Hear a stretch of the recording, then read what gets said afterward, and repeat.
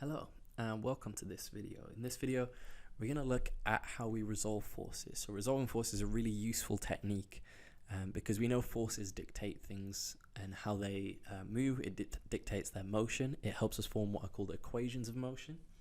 And by resolving forces, it actually allows us to learn a lot of things. What we've said before is that we resolve forces and essentially we do it just to find what the resultant force acting on that is.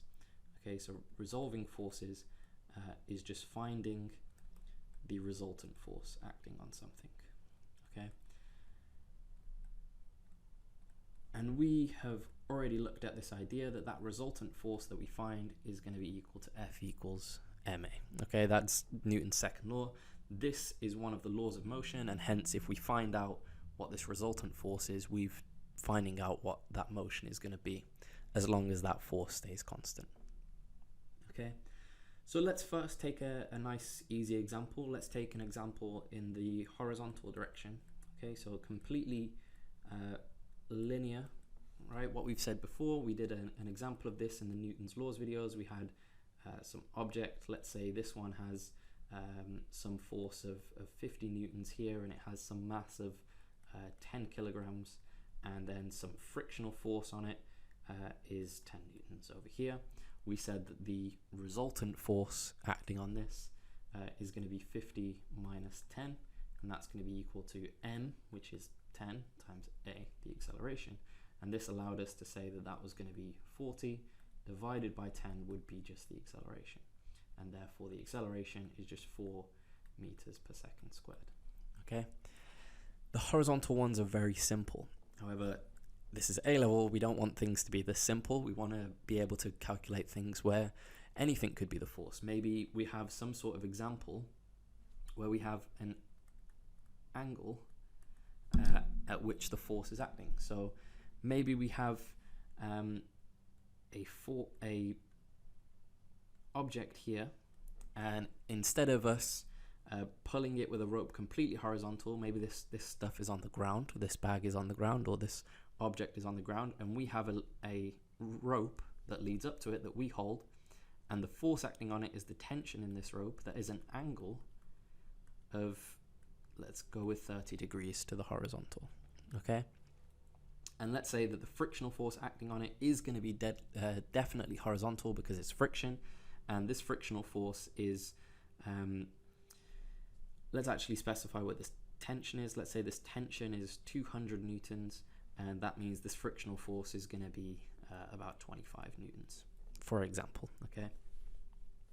Now, how would we now know what the motion would be in the horizontal direction?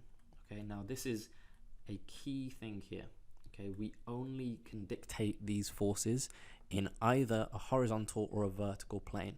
Okay. We can't do it when things are in angles like this, and we also can't do it entirely. So when we look at the forces acting on them, we usually resolve horizontally or vertically, and as we're going to see later, sometimes if we have forces that are acting on a slope, we'll resolve perpendicular to the slope or parallel to the slope. Okay, essentially just tilting the XY axis around that slope. But we can only resolve horizontally for now because it is a vector.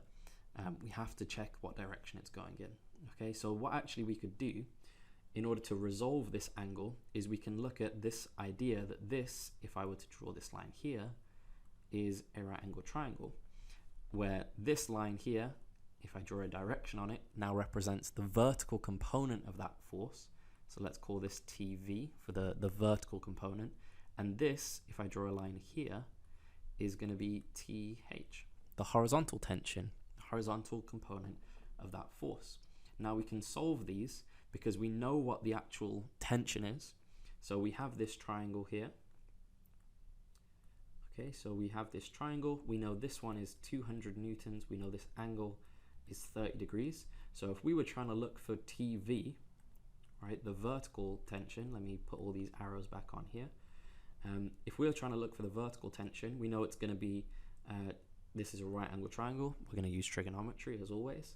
So this is going to be opposite, and this is hypotenuse. So this is actually going to be sine of 30 is equal to the opposite, which is the vertical tension, divided by the hypotenuse, which is 200. And therefore, the vertical tension here is just 200 times sine 30, which is the vertical tension. Now we know sine 30 is, if you put it into a calculator, is a half. Therefore, we have the vertical tension is 100 newtons. Okay, and we can put this on here now. So we know vertically there's going to be a 100 newtons pushing upwards. And horizontally, we could do the same thing. This is TH, and so this is actually the adjacent. And so then we have cos of 30 is equal to TH over 200. So therefore, TH, the horizontal tension, is 200 times cos of 30. Now, cos of 30 isn't as nice as sine of 30, so for now, I'm just going to leave this as cos 30 as to not try and confuse anyone. Okay, so what we know now is that horizontally speaking, right, we have this tension in the direction which we are moving. So the motion of this is in this direction. So we have that tension is a larger force. So that's 200 cos 30. Then we have to minus the 25 from the friction, and that's going to be equal to MA. Okay, notice I haven't specified a mass here. Okay, that's because this technique of resolving forces can actually tell us what the mass is. Okay, and that's what we're going to look at now. So let me label here that this horizontal tension is 200 times cos of 30. So I can just get rid of this working out over here. So this is our, this up here, this equation here corresponds to our horizontal motion. Now we can actually say we know that this is going to be horizontal. Okay, so if we want to work out the acceleration, it means we need to know what this mass is essentially. All of the rest of this is just numerical, so we just need to work out what is the mass, and that's going to allow us to work out the acceleration. So what forces are acting on this then? We have this upward force of this tension is going upwards, and the downward force that we didn't label before is going to be the weight, which we know as mg. Okay, so then we can look vertically, and we know that this block is going to be moving in this direction, and hence it's not moving up or down. Now we know from Newton's first law that if something is not moving in that direction, then those forces have to be balanced, so there is no resultant force coming up or down. Now that means that that 100 newtons minus the weight of this block must be equal to 0. Okay, because that resultant force is equal to 0. There is no resultant force, and hence 100 is equal to the mass times the gravitational acceleration. Now we know g is just a constant, and hence we've just calculated that the mass of this must be 100 divided by g in kilograms. Okay. Now here's the thing, if we take this horizontal equation and substitute this in, we can then solve for A. So in this case, I've just come up with arbitrary values off the top of my head for just this tension is 200 newtons, this friction is 25. Given that we know this is at an angle of 30 degrees, we can do all of this calculation and just work out the mass of this and the acceleration of it in the horizontal direction. Okay. The key important thing here is being able to calculate TV and TH. Okay. As soon as we can calculate TV and TH, this idea of being able to split any force into its components dependent on that angle that it's going through is the most useful thing that we're going to go through in this video. Okay, now let me take another example, and let me do it on a slope this time. So this is a very common type of question. So we have a block on a slope. Okay, so let's say we have this slope here. I'm going to try and make it big because I'm going to start doing a lot of annotation around it. Let's say this angle here, let's go with 45 degrees on this one. Okay, and we have a block here, and this block has let's say it has a mass of 10 kilograms. Okay, this is 10 kg. Okay, Now let's say we have a rope here, or actually, let's introduce a new idea here. So we can introduce an idea here called static friction. Okay, now so when things move, they have to overcome some static friction. If you try to push something that's on a really rough surface, or you attempt to push a car, for example, because it's really heavy, it has a lot of mass, it means that the friction acting on it is very strong. That is the amount of static friction that that thing has. In order to cause something to move, you have to overcome that amount of static friction. Okay, now let's say that this object here, so this is the friction whilst the object is stationary.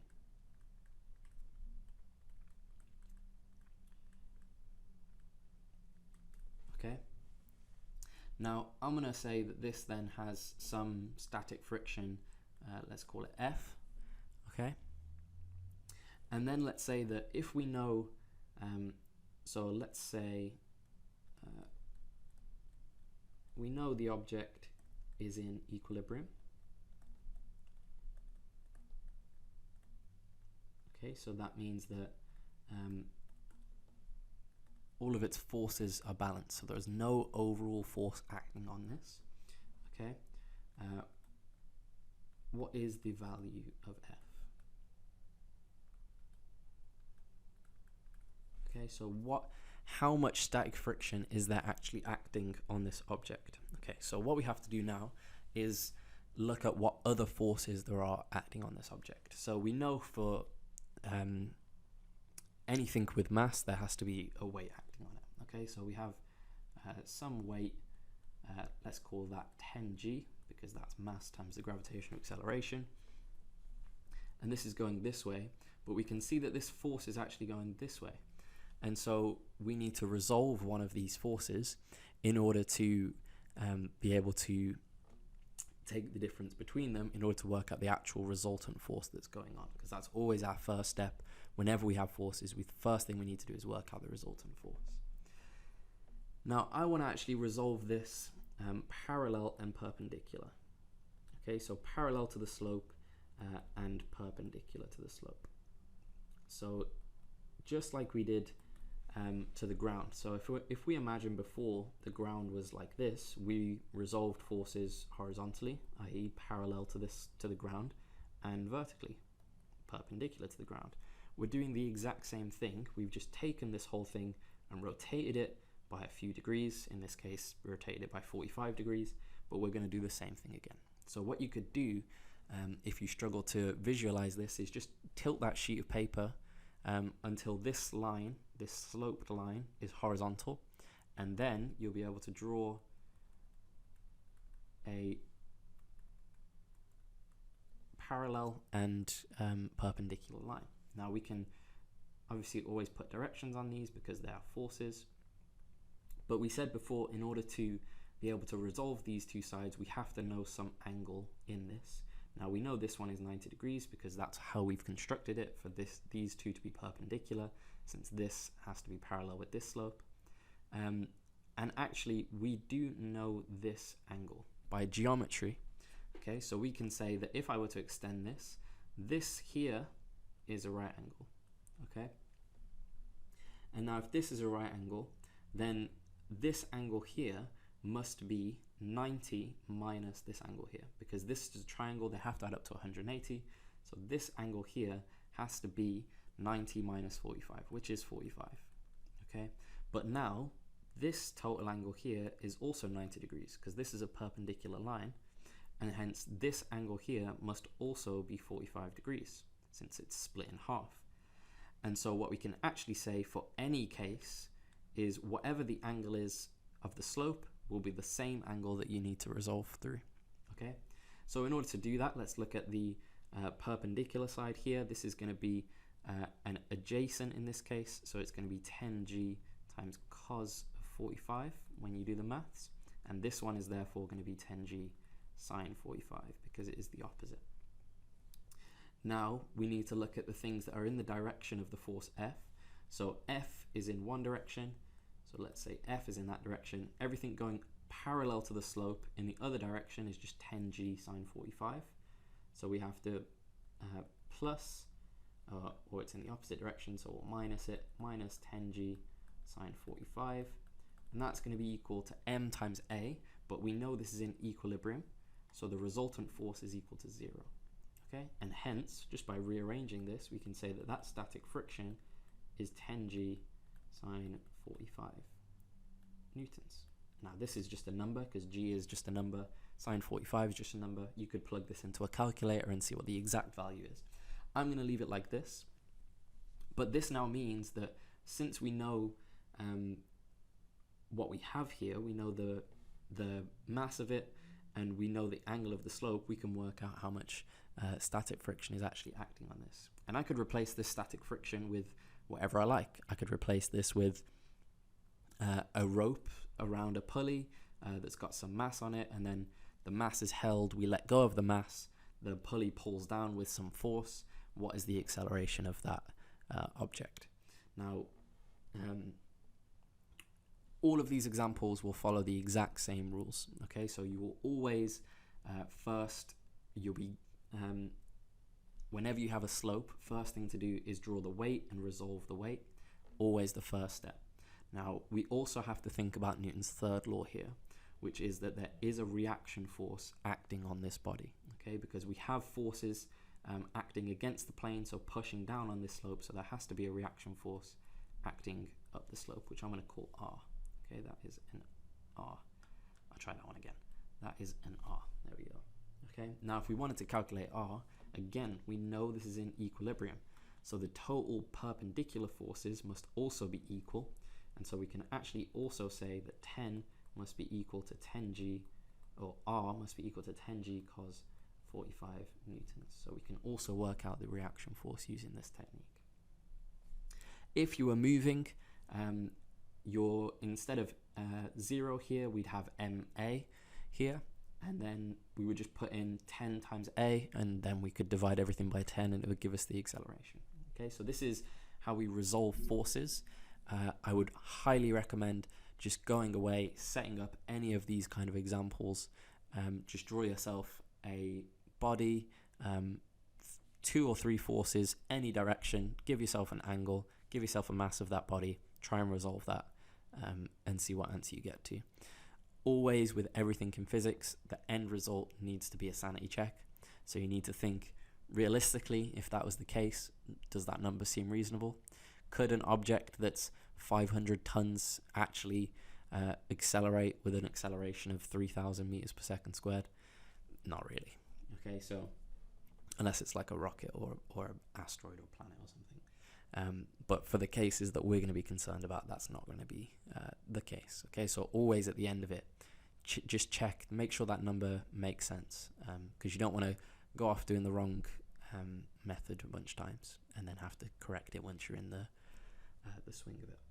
Okay, so this is resolving forces. Get some practice. Thank you for watching.